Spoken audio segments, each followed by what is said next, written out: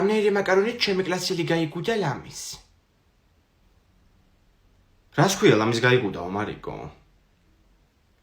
რადა როჭამდე თურმე ძალიან შეისრუტა და გადაცდა. ძლივს გადაარჩინეს. რა უბედურებაა, კაცო, დამეკარგა ჭამისმა და ახლა.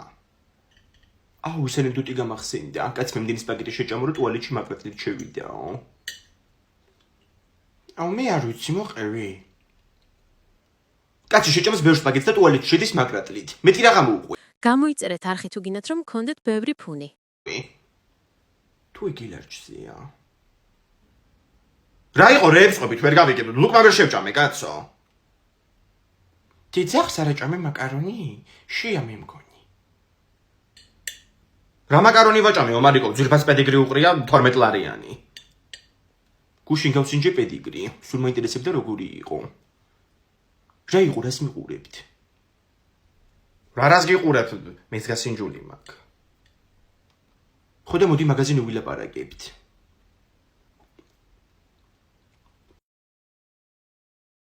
დედა რა მოგწამლაო, მარიკო, ყველა მჭამეთ ეგ მაკარონი, ჰა? ყოველ კვირა იწამლება ეგ ბავშვი.